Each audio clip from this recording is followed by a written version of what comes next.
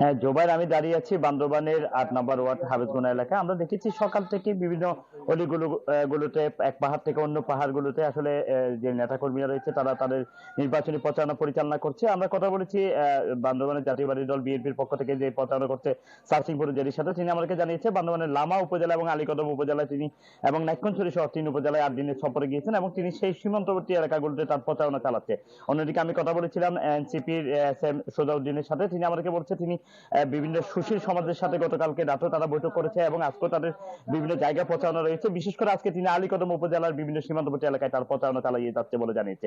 আমরা কথা বলেছি জাতীয় পার্টির যে প্রার্থী আবু জাফর মোহাম্মদ ওয়ালিউল্লাহর সাথে। তিনি আমাদেরকে জানিয়েছে তার প্রচারণা তিনি বান্দরবান শহর কেন্দ্রিক বিভিন্ন জায়গাগুলোতে প্রচারণা শুরু করেছে এবং বিকালে নাগাদ তিনি পৌর এলাকায় প্রচারণা করবে বলে জানিয়েছে। অন্যদিকে ইসলামিক আন্দোলনের যে প্রতিনিধি রয়েছে তার সাথে কথা বলেছি আবুল কালামের সাথে। তিনি আমাদেরকে জানিয়েছে তিনি নাইক্ষ্যংছড়ি উপজেলার সোনাইছড়ি ইউনিয়নে প্রচারণা চালাচ্ছে।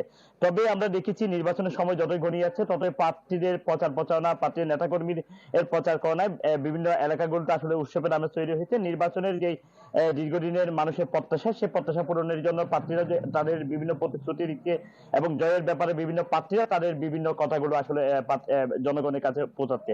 আমরা এখন যেখানটায় দাঁড়িয়ে আছি আমরা সেখানে যারা প্রচারণা চালাচ্ছে তাদের সাথে কথা বলেছি, সাধারণ ভোটারের সাথে কথা বলেছি। যারা প্রচারণা চালাচ্ছে তারা বলছে তারা আগামীতে যে উন্নয়নগুলো ছিল সেই উন্নয়নগুলো আরো ধারাবাহিকতা রাখবে। কর্মসংস্থান সৃষ্টিতে তারা কাজের বিভিন্ন আশ্বাস দিয়ে বিভিন্ন জায়গায় প্রচারণা চালাচ্ছে।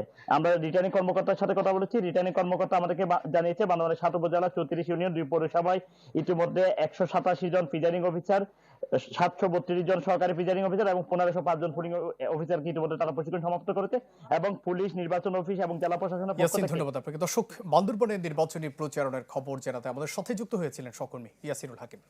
বিদেশ থেকে দেশে রেমিটেন্সের টাকা আসে নিরাপদে।